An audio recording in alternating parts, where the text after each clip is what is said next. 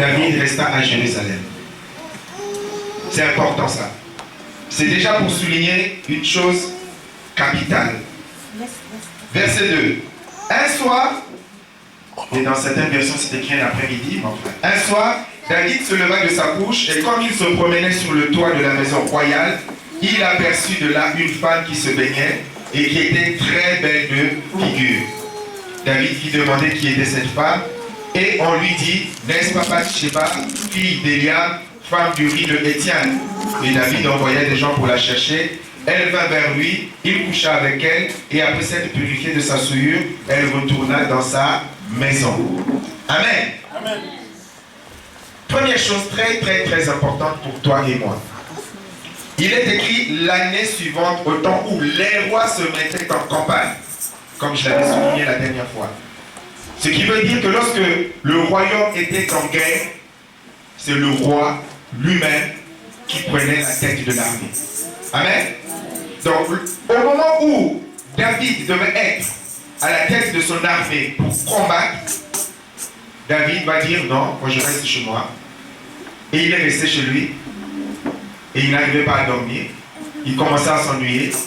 Et puis, il a vu du haut du balcon une femme qui est en train de se baigner. Et puis, on va dire à 100 mètres, il a pu voir qu'elle était belle de figure. Amen.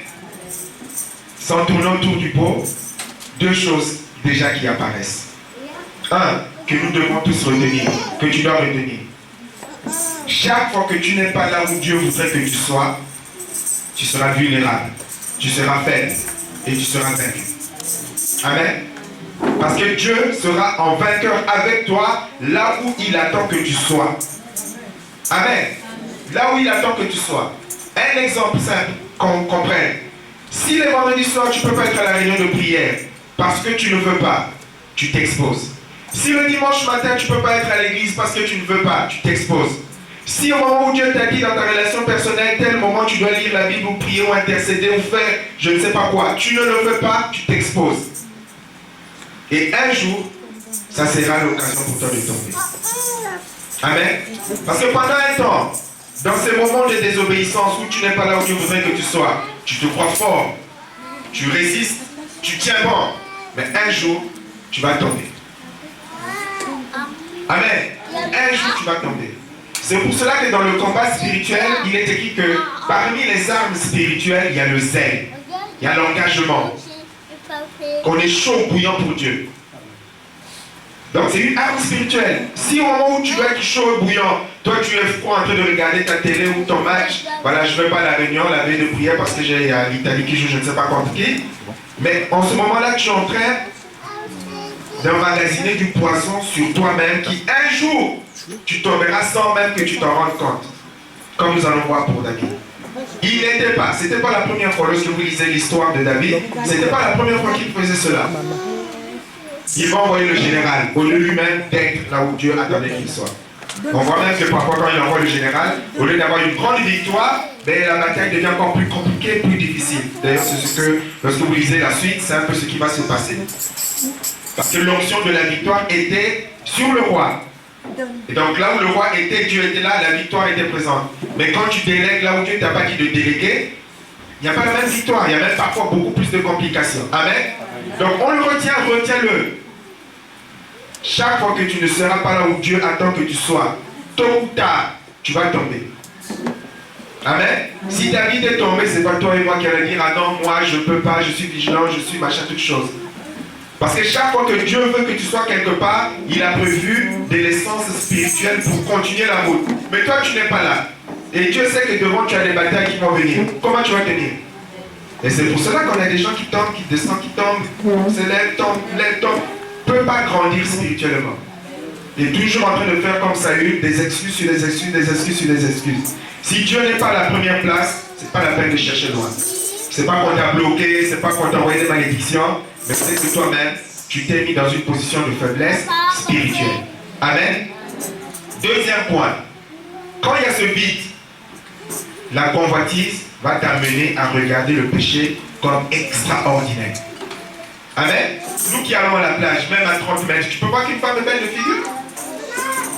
Amen. C'est un détail important. Que tu dises que Qu'on dise que David dit que Bathsheba avait un beau corps. On est entre adultes, hein. La Bible ne cache rien. Qu'on dise que David dit qu'elle avait un beau corps. On peut comprendre. De loin, on peut voir qu'un homme, une femme est bien bâti. Mais là, belle de figure. La nuit, le soir. Comment tu vas voir qu'une femme est belle de figure? Donc, il faut vraiment se rapprocher. On est d'accord là-dessus. Pourquoi c'est arrivé? Parce qu'il y avait ce vide en lui. Il n'était pas là où Dieu attendait. Donc chaque fois que tu auras le vide spirituel, le péché sera toujours agréable pour toi. Ça va t'attirer. La désobéissance va t'attirer. Elle sera extraordinaire. Comme pour le cas d'Adam et Ève. Dieu leur avait dit de faire un travail, eux ils étaient là à regarder ce que Dieu leur avait dit de ne pas faire. Et il est écrit que Ève vit que le fruit était bon et agréable. Comment est-ce que tu peux savoir que le fruit est bon et agréable? Nous savons tous lorsque nous allons acheter des fruits que, bon, c'est un peu de la loterie parce que tu ne sais pas, parfois tu achètes, bon, tu rentres à la maison, le melon il est pourri. Mais comme la convoitise était là, de la désobéissance à Dieu était là, mais elle a vu que l'arbre était agréable, bon à manger. Le fruit était bon, agréable à manger.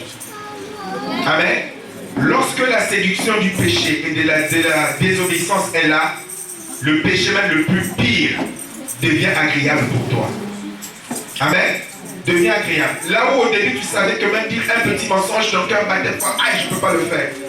Mais pour aller tuer quelqu'un, ça va devenir au fur et à mesure parce que tu n'étais pas là où Dieu attendait, ça va devenir petit à petit une occasion pour toi de désobéir à Dieu et de tomber dans le péché. Nous allons lire Jacques.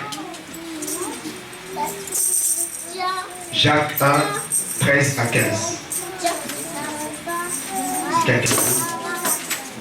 Jacques, chapitre 1, l'épître.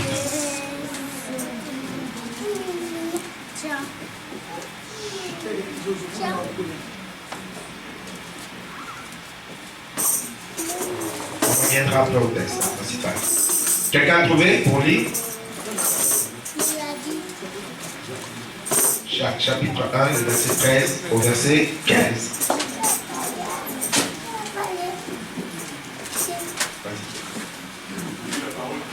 Amen. Que personne ne tenté ne dise c'est Dieu qui me tente.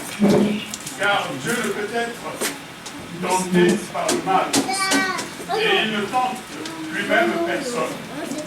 Mais chacun est tenté quand il est attiré et amorcé par sa propre convoitise.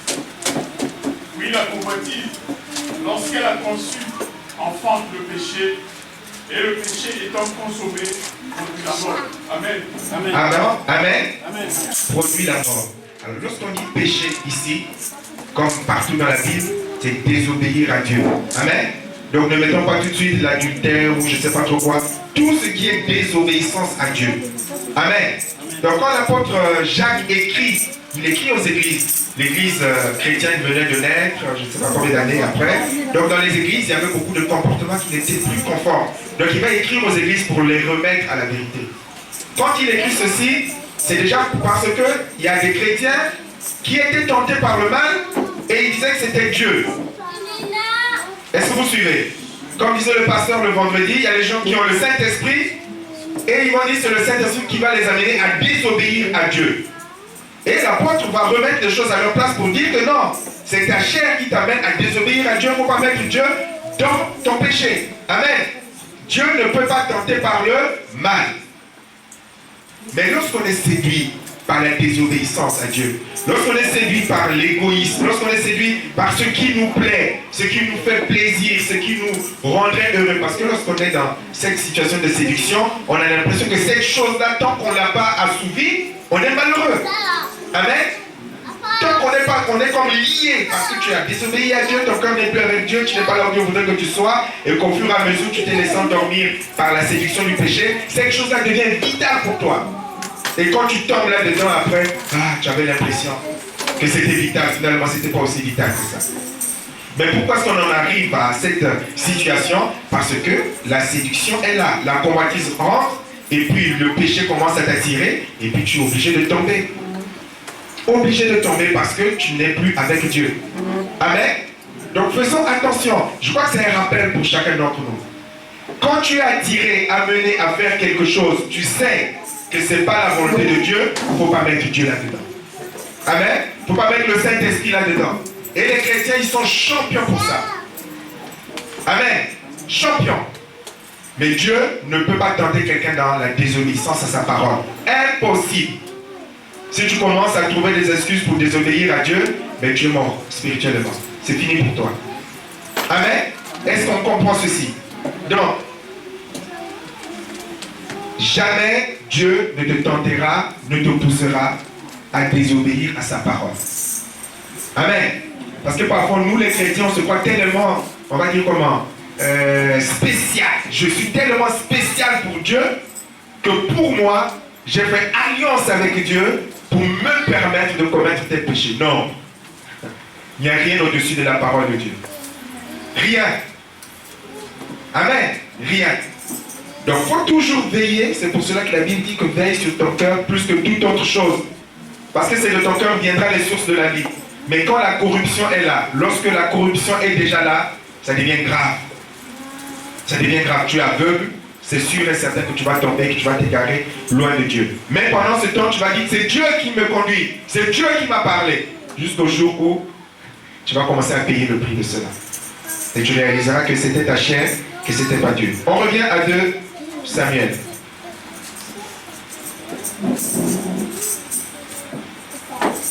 Verset 5. 2 Samuel chapitre 11. Verset 5. On va lire. On n'est pas pressé. Je ne fais pas une prestation. On est là pour parler la parole de Dieu. Amen. Cette femme devint enceinte et elle fit dire à David, je suis enceinte. Elle devint enceinte et fit dire à David, je suis enceinte. On s'arrête d'abord là.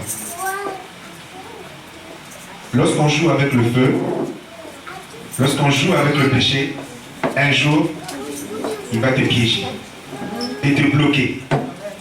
Amen. Il ne pensait pas que ça arriverait, hein, David.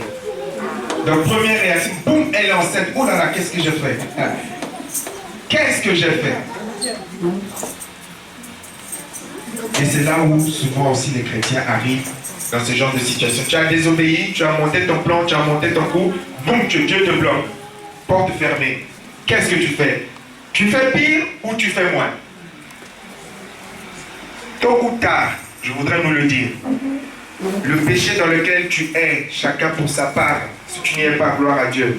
Le mensonge dans lequel tu es, le péché dans lequel tu es, les manipulations dans lesquelles tu es, les mensonges, tout le cinéma que Dieu connaît de ta vie dans lequel tu es, pour tromper les hommes, pour camoufler, un jour, ça va te piéger. Tôt ou tard, on peut jouer au spirituel, on peut jouer à tout ce que tu veux. Tôt ou tard, la vérité va apparaître. Tôt ou tard. Et c'est là où certains après changent d'église pour aller trouver notre église pour montrer, ah, je suis plus... on arrive là, on est engagé, on donne les dîmes, on donne des offrandes. Alors on vient se balayer la salle, les ailes bizarres là. Et si tu n'as pas le discernement, tu ne découvres pas que... Tu dis, ah, c'est Dieu nous a envoyé un membre engagé, alléluia, on a prié. Mais non. Quand tu cherches à un peu le prédire, pourquoi tu es là, tu réalises que l'engagement, les dons, le soutien, la fidélité, parce que derrière, il y a eu la désobéissance à la parole de Dieu. Et au lieu de régler la situation, comme David le fera, on va agir comme Saül, pour camoufler les choses. Amen. Amen. Donc quand nous avons de nouveaux, on doit se les dire les choses. Quand des nouveaux viennent à l'église, ne vous précipitez pas pour dire au pasteur, il faut lui donner ceci, il faut lui donner cela, il doit faire... Non. Amen. Amen. Parce que dans les églises, il y a beaucoup de comédiens. Des gens à qui on donnerait l'Oscar même. Donc, tôt ou tard, tu connais ta vie, Dieu connaît ta vie. Tôt ou tard, ce que tu n'as pas abandonné devant Dieu va te piéger. Va te piéger. Tu ne sauras plus quoi faire. Et tu vas faire comme David, tu vas encore tomber plus bas. On va lire la suite. C'est David à qui ça arrive. Ça n'arrive pas aux pécheurs comme tous les autres, qu'on pourrait dire. C'est David, l'homme selon le cœur de Dieu. Alors David, donc, verset 5, cette femme devint enceinte et elle fit dire à David, je suis enceinte. Alors David expédia cet ordre à Joab, donc son général. Envoie-moi Uri, le Héthien. Et Joab envoya Uri à David. Uri se rendit auprès de David, qui l'interrogea sur l'état de Joab, sur l'état du peuple et sur l'état de la guerre. Vous voyez l'hypocrisie. Hein? Puis David dit à Uri, descends dans ta maison et lave tes pieds. Uri sortit de la maison royale et il fut suivi d'un présent du roi, d'un cadeau du roi. Donc le roi lui envoyait même un cadeau. Mais Uri se coucha à la porte de la maison royale avec tous les serviteurs de son maître. Et il ne descendit point dans sa maison. On en informa David et on lui dit, Uri n'est pas descendu dans sa maison. Et David dit à Uri, n'arrives-tu pas de voyage? Pourquoi n'es-tu pas descendu dans ta maison? Uri répondit à David, l'arche et Israël et Juda habitent sous des tentes. Mon seigneur Joab et les serviteurs de mon seigneur campent en rase campagne. Et moi, j'entrerai dans ma maison pour manger et boire et coucher avec ma femme. Aussi vrai que tu es vivant et que ton âme est vivante, je ne ferai point cela. David dit à Uri, reste ici encore aujourd'hui et demain, je te renverrai. Et Uri resta à Jérusalem ce jour-là et le lendemain. David l'invita à manger et à boire en sa présence. Il l'enivra. Et le soir, Uri sortit pour se mettre sur sa couche avec les serviteurs de son maître. Mais il ne descendit point dans sa maison. Le lendemain matin, David écrivit une lettre à Joab. Donc vous voyez tout ce qu'il a voulu fabriquer là pour pousser. Le lendemain matin, il écrivit cette lettre. Placez Uri au plus fort du combat et retirez-vous de lui afin qu'il soit frappé et qu'il meure. Joab, en assiégeant la ville, plaça Uri à l'endroit qu'il savait défendu par des vaillants soldats. Les hommes de la ville firent une sortie et se battirent contre Joab. Plusieurs tombèrent parmi le peuple, parmi les serviteurs de David. Et Uri le Héthien fut aussi tué. Donc pour camoufler son péché, plusieurs sont morts. Joab envoya un messager pour faire rapport à David de tout ce qui s'était passé dans le combat. Il donna cet ordre au messager. Quand tu auras achevé de raconter au roi tous les détails du combat, peut-être se mettra-t-il en fureur et dira-t-il, pourquoi vous êtes-vous approchés de la ville pour combattre? Ne savez-vous pas qu'on lance des traits du haut de la muraille? Qui a tué Abimelech, fils de Jebouchette? N'est-ce pas une femme qui lança sur lui du haut de la muraille un monceau de meule de moulin? N'en est-il pas mort à Tébet? Pourquoi vous êtes-vous approchés de la muraille? Alors tu diras, ton serviteur Uri le Héthien est mort aussi. Le messager partit et à son arrivée, il fit rapport à David de tout ce que Joab lui avait ordonné. Le messager dit à David, ces gens ont eu sur nous l'avantage, ils avaient fait une sortie contre nous dans les champs, et nous les avons repoussés jusqu'à l'entrée de la porte. Les archers ont tiré du haut de la muraille sur tes serviteurs, et plusieurs des serviteurs du roi ont été tués, et ton serviteur Uri, le Héthien, est mort aussi. David dit au messager, voici ce que tu diras à Joab, ne sois point peiné dans cette affaire, car l'épée dévore tantôt l'un, vous voyez comment est-ce qu'on est parfois faussement spirituel là, car l'épée dévore tantôt l'un, tantôt l'autre, attaque vigoureusement cette ville et renverse-la, et toi encourage-le. La femme d'Uri apprit que son mari était mort et elle pleura son mari. Quand le deuil fut passé, David l'envoya chercher et la recueillit dans sa maison. Elle devint sa femme et lui enfanta un fils. Ce que David avait fait déplut à l'Éternel. Amen. Voyez comment est-ce que toi et moi, nous pouvons dégringoler spirituellement. D'un petit péché devenu plus grave péché, encore plus criminel. Et les gens sont morts pour chercher à cacher un péché commis. Amen. Pour cacher son péché, des gens sont morts. Pas seulement Uri, mais on voit que les armées, l'armée, beaucoup de mes enfants d'Israël sont morts également. Pour cacher ton péché, combien de gens tu vas vouloir faire tuer? Amen. Peut-être que les gens sont morts à cause de toi parce que tu as voulu cacher, camoufler un péché. Vous voyez comment est-ce qu'ils jouent faussement au spirituel? Comment est-ce qu'ils cherchent à manipuler? Et quand on est dans la séduction du péché, on agit exactement pareil. Il n'y a plus de vérité, tout est mensonge. Surtout que mon péché ne se fasse pas connaître. Mais pourtant tout le monde connaissait le péché. On le verra par la suite. Amen. On voit que tout le monde connaissait. Dieu va le dire, tu as agi en public. Comme quoi Dieu est en train de le dire, mais ce que tu as fait, les gens sont au courant. Tu agis comme si les gens n'étaient pas au courant. Mais les gens sont au courant. Vous avez vu comment est-ce que parfois les chrétiens ont l'impression que mon péché, personne ne connaît. Personne ne sait ce que je fais. Mais malheureusement pour toi, la Bible le dit, ce que tu as fait en secret sera dit au grand jour. Amen. Sera dit au grand jour. Sera dit au grand jour. Vous-même, vous en avez plus ou moins des expériences. Combien de fois vous avez été dans un endroit pour la première fois que vous avez vu un chrétien traîner par là, vous étiez même surpris. Ah, tu es ici toi? N'est-ce pas? Parfois même la personne ne vous a pas vu. Mais vous l'avez vu. Mais la personne fait comme si... je peux aller faire mon cinéma, je ne sais pas dans quelle ville de Dreux, par exemple. Hein? Cédric, je peux aller faire mon cinéma, ma vie là-bas. Mais je ne sais pas que là-bas à Dreux, un jour, quelqu'un est venu, me connaît, m'a vu. Moi, je reviens le lendemain dimanche, alléluia, amen. Mais il y a déjà des gens qui sont au courant de ce que j'ai fait. Tout ce que vous faites, rien ne reste secret. Amen. Si vous pensez que c'est secret, vous vous trompez.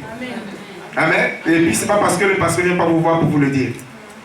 C'est malin, hein? Il y a des gens qui croient qu'ils peuvent venir tromper. Personne n'est au courant. Tu l'as fait hier soir, mais il y a déjà des gens de l'église qui sont au courant. Mais ça, toi, tu ne le sais pas. Surtout dans le milieu africain, on ne sait pas qui est le cousin de qui. Amen. Amen. Qui est le cousin de qui est de la famille de qui. Toi, tu as oublié, mais les gens te connaissent. Amen. Amen. Donc, il faut vraiment le retenir et le savoir.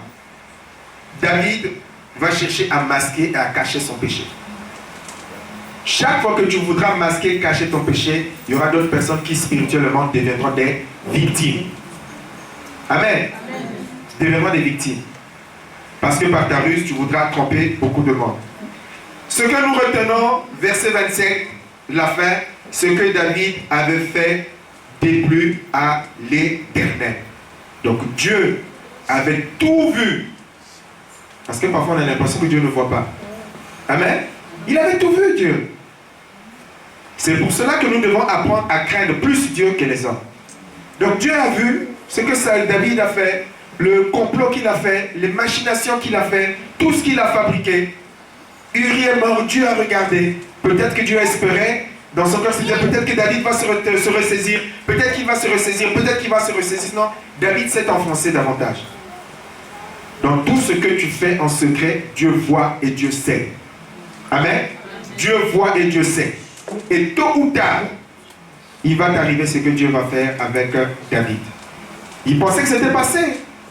Il a monté son coup. Uri est mort. On a enterré Uri. La femme d'Uri a pleuré son mari.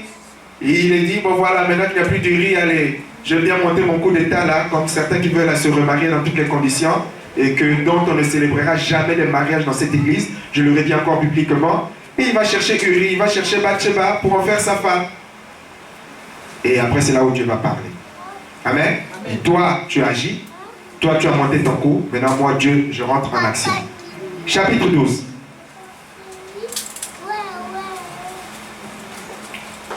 L'Éternel envoya Nathan vers David. Et Nathan vint à lui et lui dit, il y avait dans une ville deux hommes, l'un riche et l'autre pauvre. Le riche avait des brebis et des bœufs en très grand nombre. Le pauvre n'avait rien du tout qu'une petite brebis qu'il avait achetée. Il la nourrissait et elle grandissait chez lui avec ses enfants. Il mangeait de son pain, buvait dans sa coupe et dormait sur son sein. Et il la regardait comme sa fille. Un voyageur arriva chez l'homme riche.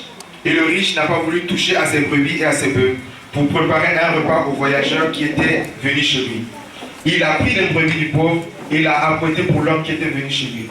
La colère de David s'enflamma violemment contre cet homme et il dit à Nathan, l'Éternel est vivant, l'homme qui a fait cela mérite la mort. Amen.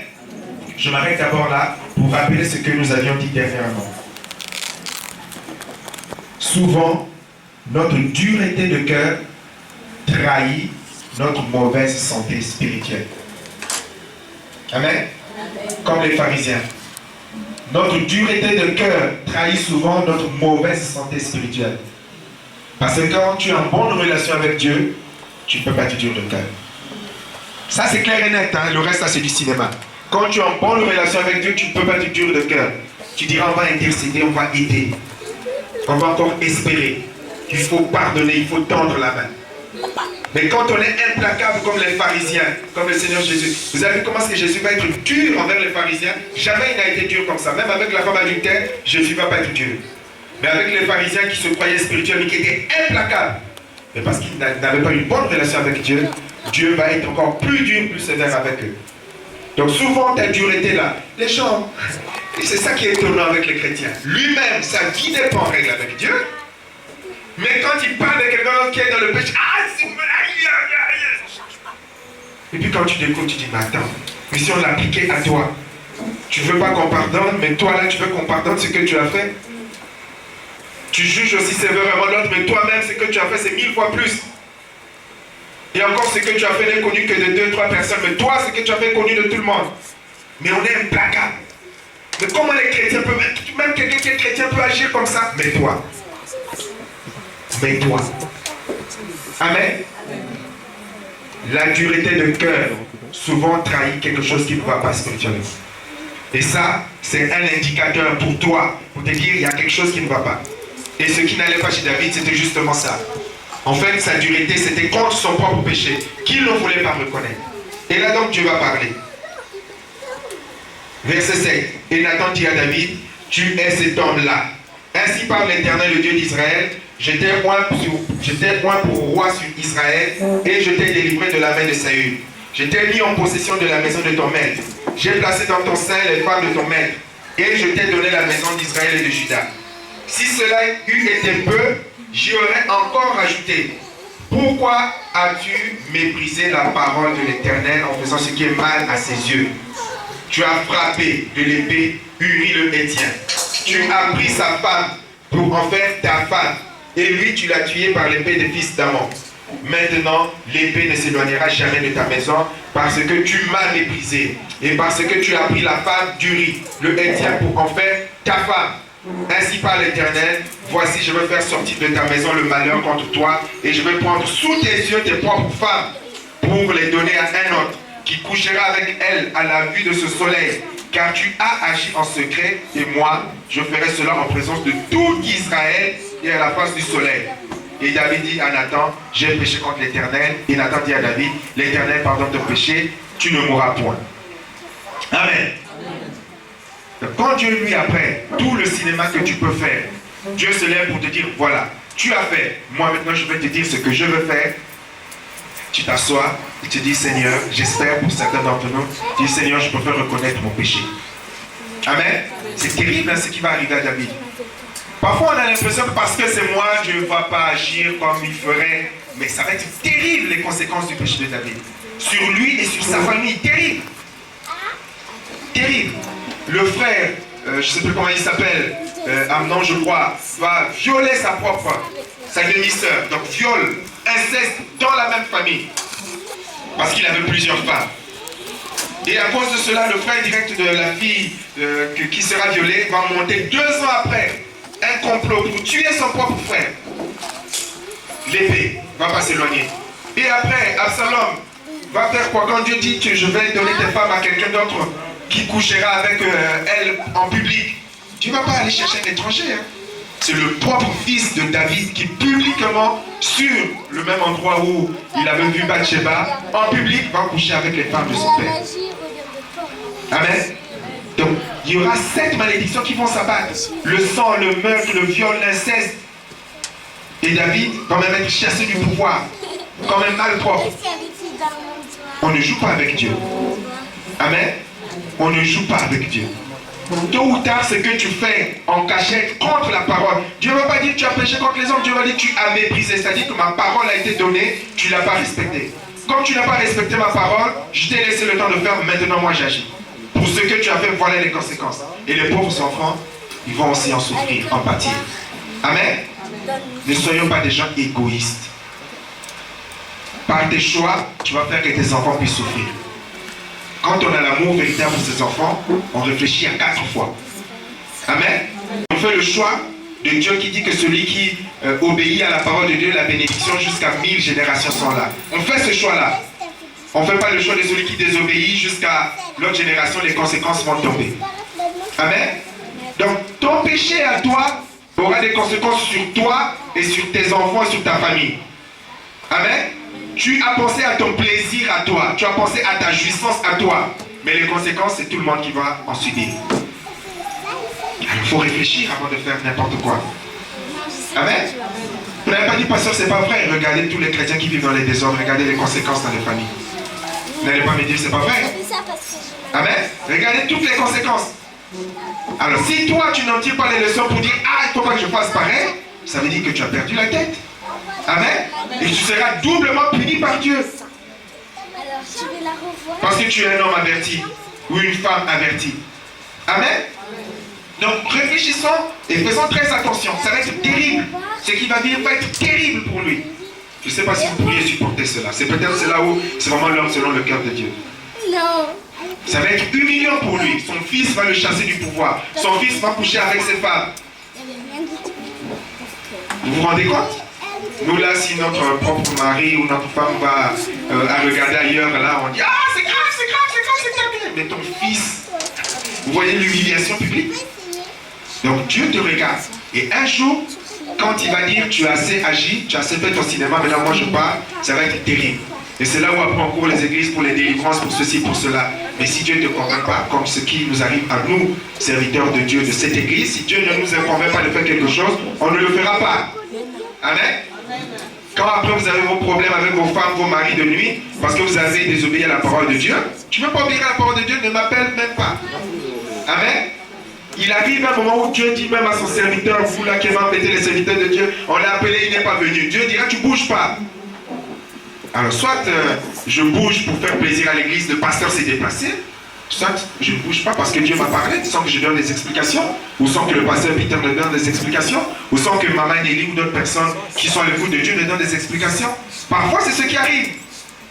Dieu va empêcher les gens de venir t'aider parce que tu as décidé contre toi. Et puis tu vas en vouloir aux gens, un tel n'a pas fait ceci, un tel n'a pas fait cela. Amen. Donc apprenons à craindre Dieu. C'est pas parce que c'est David, l'homme selon le cœur de Dieu, choisi par Dieu, formé par Dieu, qui a vaincu Goliath, qui a apporté une grande délivrance. Ça n'a rien à voir. Tu as commis un péché, Dieu est juste, les conséquences tombent. Amen. Les conséquences tombent. Donc il faut qu'on apprenne à avoir cette crainte de Dieu. Maintenant on va voir en réalité ce que David ressentait dans son cœur. On va survoler sans trop traîner. Mais on voit au moins que David, je m'arrêterai là-dessus, bon, sur ce chapitre-là, vous le savez, David va avoir une bonne réaction, on en a déjà parlé. Contrairement à Saül qui cherchait à dribbler, lorsque Dieu l'a mis face à son péché, David, lui, il va le reconnaître. Il va dire, j'ai péché contre l'Éternel. C'est ça qui a sauvé David. Amen. S'il avait cherché à doubler, à dribbler, d'ailleurs, Nathan va lui dire, l'Éternel pardonne ton péché, tu ne mourras point. Ce qui veut dire qu'il a eu une seconde chance, sinon il mourrait. S'il n'y avait pas eu dans son cœur cette humilité-là pour le reconnaître, confesser qu'il avait péché contre Dieu, certainement qu'il serait mort. Puisque Nathan le lui dit, je ne vante rien. Amen. L'Éternel pardonne. Tu ne mourras pas. Mais, voilà. Donc le fils qu'il va avoir avec Bathsheba, l'enfant va mourir. Il aura beau jeûner, l'enfant va mourir. Ah Dieu, c'est toi qui donnes, tu as donné les enfants, comment est-ce qu'il est mort? D'où vient le sorcier du village? C'est ton péché. Cherche pas le sorcier du village. Amen. Le péché que toi tu as oublié, parce que, vous voyez, hein, Uri est mort, il a eu le temps de reprendre sa femme, de tomber enceinte, l'enfant a eu le temps de naître, donc ça ne s'est pas fait en une semaine. D'accord? Au moins on va dire 1 an ou 2 ans, où Dieu va venir maintenant parler. Puisqu'elle a eu le temps d'être enceinte 9 mois et l'enfant de naître. Et après l'enfant va tomber malade jusqu'à mourir. Donc la montre de Dieu, ce n'est pas ta montre. Hein. Ce n'est pas parce que tu as combien de péchés hier, aujourd'hui tu es bien. Ah, tu as oublié. Un tôt ou tard, ce que tu as semé, tu vas le récolter. Tôt ou tard, tu vas le récolter. Amen. Donc David va le confesser. Et c'est ce que nous devons avoir comme réaction. J'ai péché contre l'Éternel. Il ne va pas faire comme Saül, mais non, tu sais, c'est parce que le pasteur, c'est parce qu'il y a un tel, c'est parce que l'église, c'est parce que les témoignages des pasteurs. Non. J'ai péché contre l'Éternel. Il reconnaît que son péché, c'est contre Dieu qu'il a fait. Et Dieu va l'aider dans l'épreuve terrible qu'il va supporter. On va lire le psaume 32.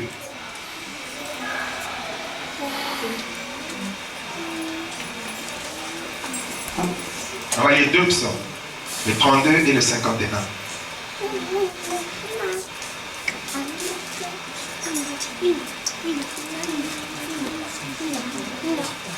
Parce que dans ce que nous venons de lire là, ce n'est pas décrit dans les détails, mais les psaumes de David nous montrent l'état de son cœur, de ce qu'il pensait dans certaines situations qu'il traversait. Le psaume 32, tout le monde l'a trouvé? De David, cantique. Heureux celui à qui la transgression est remise, à qui le péché est pardonné. Heureux l'homme à qui l'Éternel n'impute pas son péché, et dans l'esprit duquel il n'y a point de fraude. Il parle de lui-même. Jusque-là, il a fraudé, Tant que je me suis tu, mes os se consumaient, je gémissais toute la journée. Car nuit et jour, ta main s'appesantissait sur moi. Ma vigueur n'était plus que sécheresse comme celle de l'été. Je t'ai fait connaître mon péché. Je n'ai pas caché mon iniquité. J'ai dit, j'avouerai mes transgressions à l'Éternel et tu as effacé la peine de mon péché. Amen. On va voir la suite après.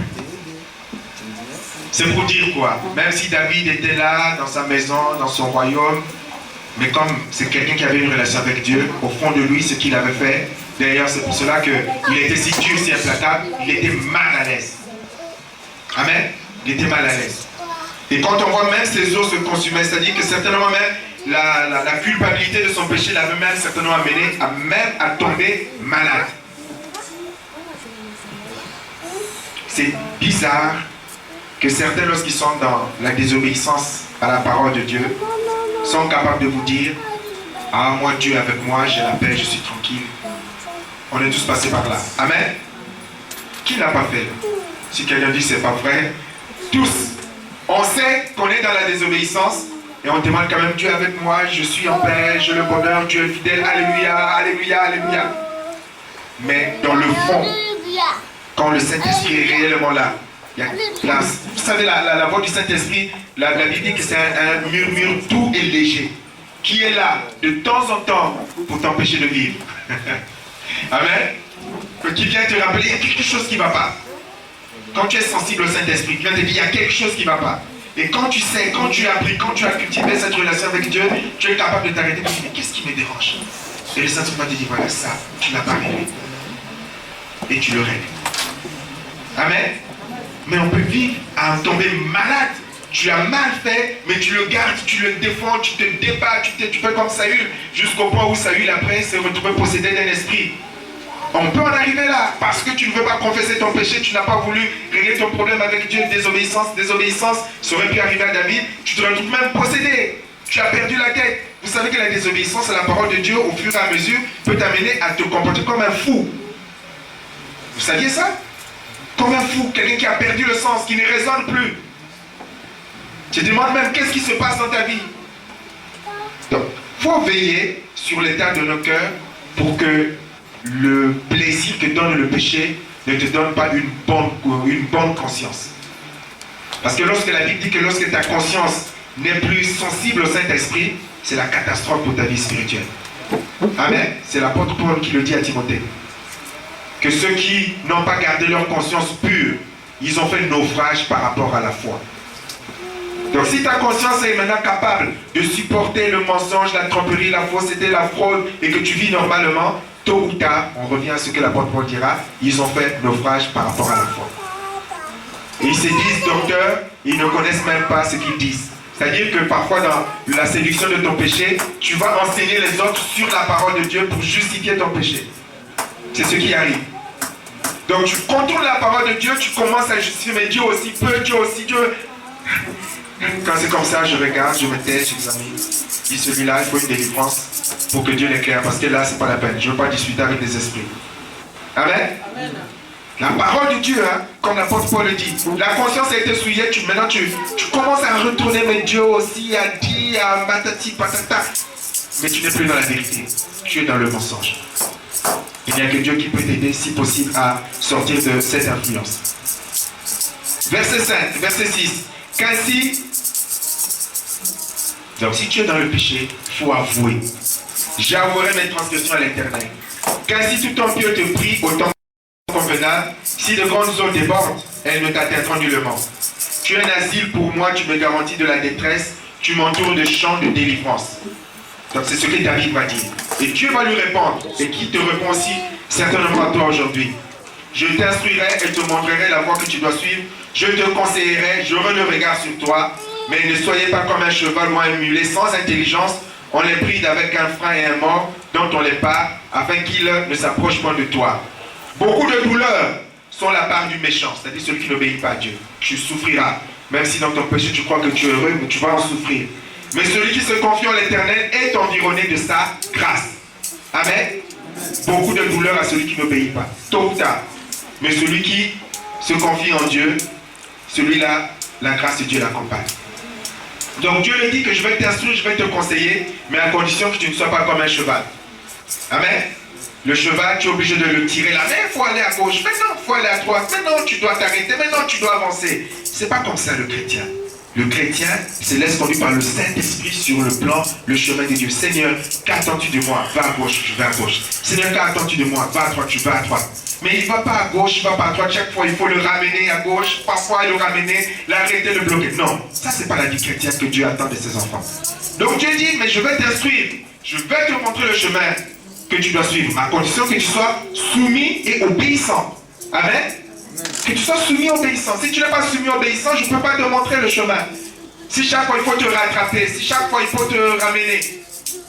Dieu dit, et il te le dit, qu'il est capable de t'instruire, de te montrer le chemin que tu dois suivre. Il va te conseiller en ayant le regard sur toi. Mais il faut que tu sois soumis et obéissant à sa parole. Si tu n'es pas soumis et obéissant, ce n'est pas la peine de dire, montre-moi ta volonté, montre-moi ce que tu dois faire. Non. D'abord, avoue ton péché, comme la Bible le dit, je crois que c'est Maman Nelly qui le disait tout à l'heure, celui qui avoue et qui les délaisse, c'est celui-là qui obtient miséricorde. Amen. Donc, vous ne soyez pas des champions, des pleureurs là. Seigneur, pardonne-moi. Midi, Seigneur, pardonne-moi. 14h, Seigneur, pardonne-moi. À 16h, Seigneur, pardonne-moi. Le lendemain matin, Seigneur, pardonne-moi. Toutes les veilles de prière, c'est elle ou lui qu'on voit s'allonger sur la terre. Ah, Seigneur, pardonne-moi mon péché. Je suis le plus gros pécheur du monde. Mais Dieu n'attend pas ça de toi. Il attend que tu dises, oui, j'ai péché, maintenant je veux revenir sur ce que j'ai fait. Souviens-toi où tu es tombé. Amen. Vous voyez parfois la fuite, là, on croit que parce que tu vas pleurer devant Dieu, ah, ça me fait du bien, j'ai confessé. Mais non, mais tu as confessé, mais tu es toujours dans le même péché. Qu'est-ce que tu as confessé? Amen. Qu'est-ce que tu as confessé? Tu es toujours dans la même position, tu es toujours dans le même péché. Tu as confessé quoi? Tu n'as rien confessé. Il faut revenir. Il faut te remettre à la docilité devant Dieu. Le psaume 51. Très connu. Même dans le groupe de jeunesse, c'est le psaume qu'on lisait le plus. Mais là, il y a des grandes vérités.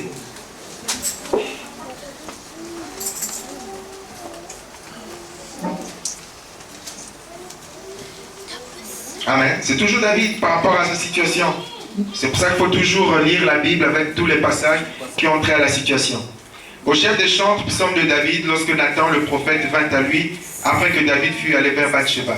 Alors David va dire, ça c'est la confession d'un enfant de Dieu. Ô Dieu, aie pitié de moi dans ta bonté, selon ta grande miséricorde, efface mes transgressions. Lave-moi complètement de mon iniquité et purifie-moi de mon péché. Car je reconnais mes transgressions et mon péché est constamment devant moi. Ce n'était plus le même homme. Convaincu du péché, il avait mal.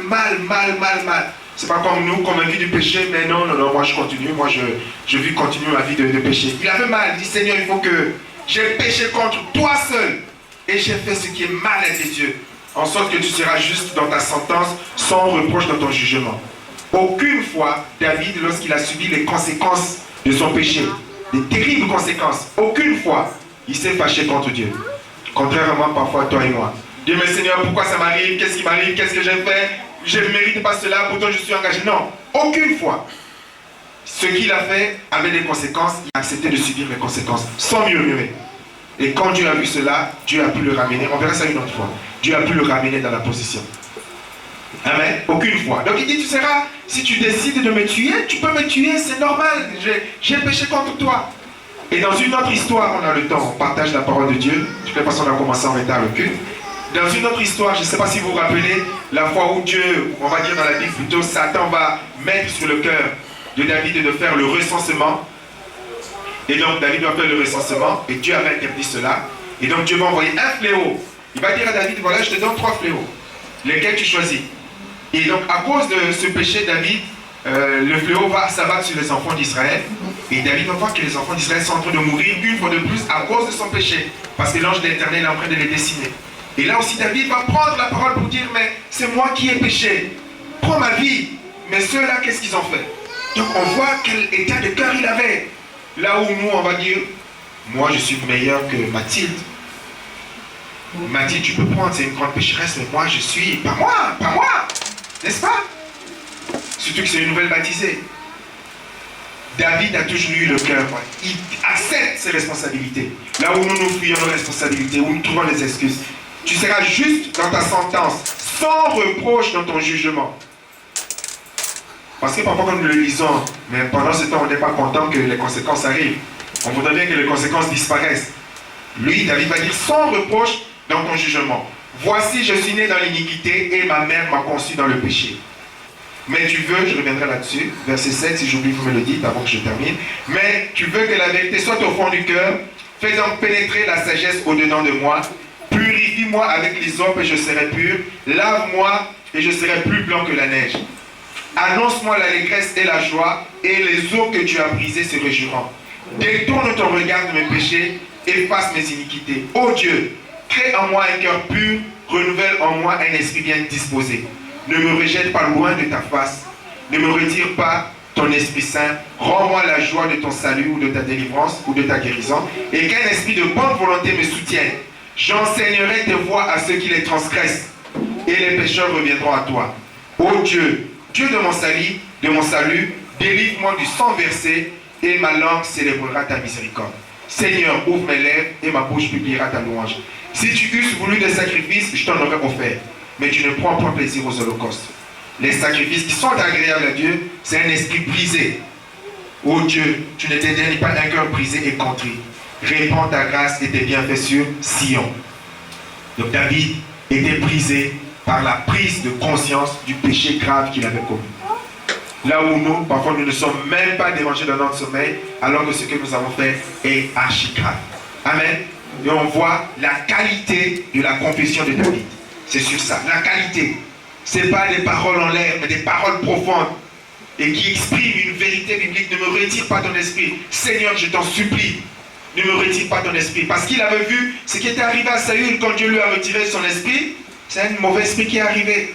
Et David a commencé, Saül a commencé à faire des choses de plus en plus graves. Ce qui peut arriver à toi et moi. La Bible l'avertit. Ce n'est pas l'Ancien Testament seulement, c'est le Nouveau Testament. Où Dieu dit que ceux qui ne veulent pas obéir à la vérité qu'on leur enseigne, Dieu envoie un esprit d'égarement pour qu'ils obéissent à la sueur, au péché et à l'antichrist. Amen. Ce n'est pas le diable. Tu as dit cet esprit-là, personne ne peut le chasser. Quand à cause de ton péché, Dieu t'envoie un esprit d'égarement, un démon, pour dire les mots, personne ne peut te délivrer. Même s'il a fait jeûner 40 jours, 40 nuits, personne ne peut te délivrer. Ça, c'est des vérités dont nous devons prendre conscience. Tu joues avec le Saint-Esprit, tu attristes le Saint-Esprit, tu veux pas obéir à la vérité, mais un jour tu vas te retrouver à servir le diable. Parce que Dieu aura décidé dans sa souveraineté. C'est biblique, hein, ce que je vous enseigne. Ce n'est pas l'évangile des bons sentiments, nous tous, on va aller au ciel. Non, non, non. C'est écrit dans la Bible. Dans 2 Thessaloniciens. Dieu t'enverra un esprit d'égarement si tu n'obéis pas à la vérité, si tu ne renonces pas à ce que tu fais. Le verset, c'était quel verset déjà? 7.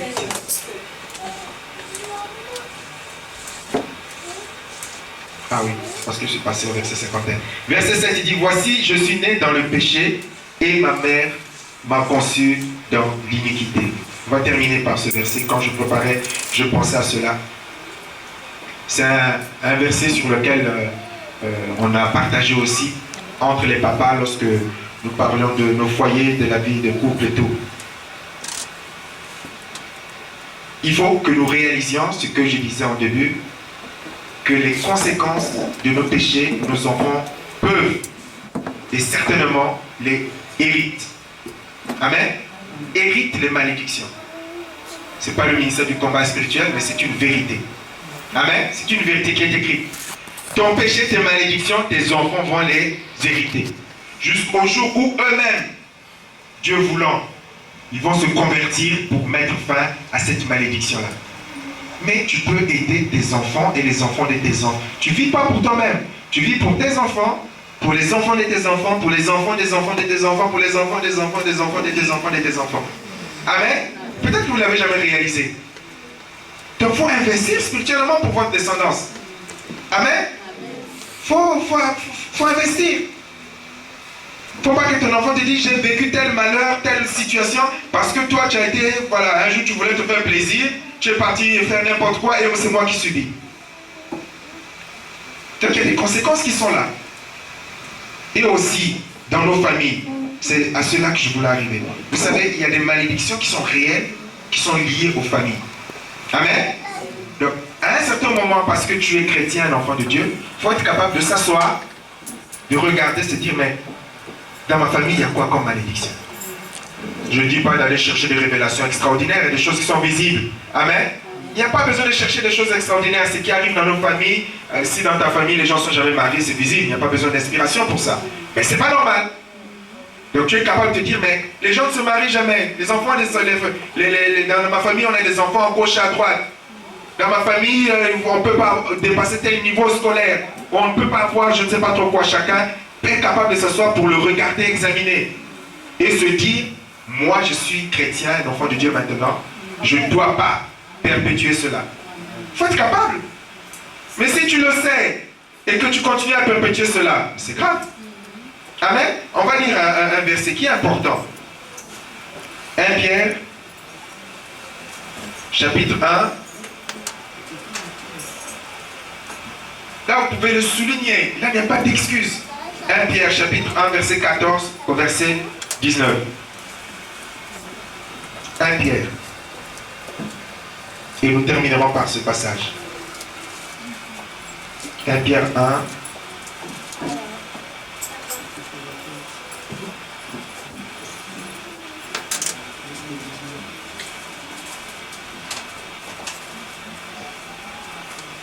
Je vais fixer bien ça aussi.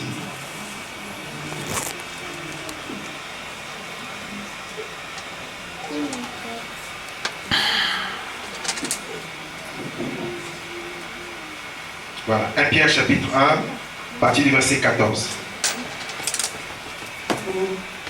Comme des enfants obéissants, ne vous conformez pas aux convoitises que vous aviez autrefois quand vous étiez dans l'ignorance. Mais puisque celui qui vous a appelé est saint, vous aussi soyez saints dans toute votre conduite, selon qu'il est écrit, vous serez saints car je suis saint. Et si vous invoquez comme Père celui qui juge selon l'œuvre de chacun sans exception de personne, conduisez-vous avec crainte pendant le temps de votre pèlerinage, sachant que ce n'est pas par des choses périssables, mais par de l'argent ou de l'or que vous avez été rachetés de la belle manière de vivre que vous aviez hérité de vos pères, mais par le sang précieux de Christ comme d'un agneau sans défaut et sans tache. Amen. Donc il y a des comportements, il y a des attitudes, il y a des décisions, il y a des sentiments que nous héritons de nos parents. Amen.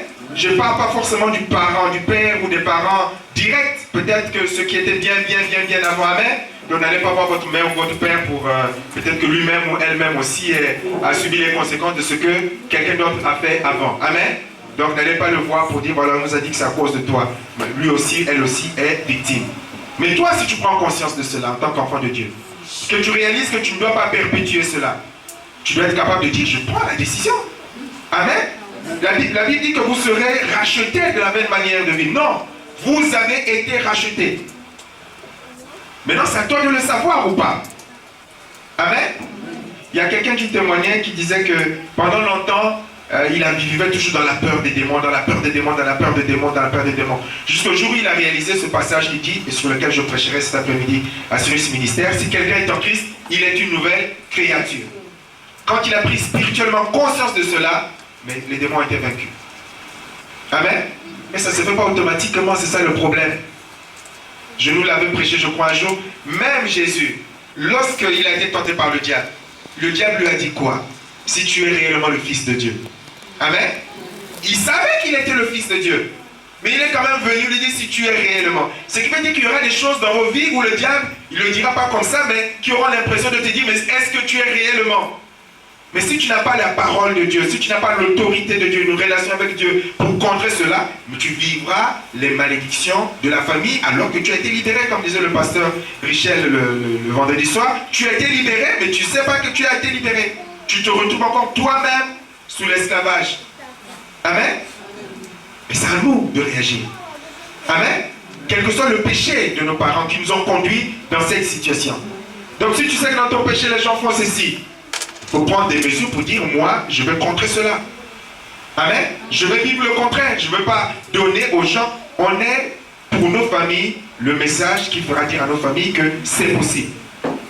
Si toi, tu continues à vivre sans le mariage, mais comment est-ce que tes soeurs et tes frères vont se marier? Mais si tu montres que Dieu est capable de t'amener jusqu'au mariage, voilà l'évangile.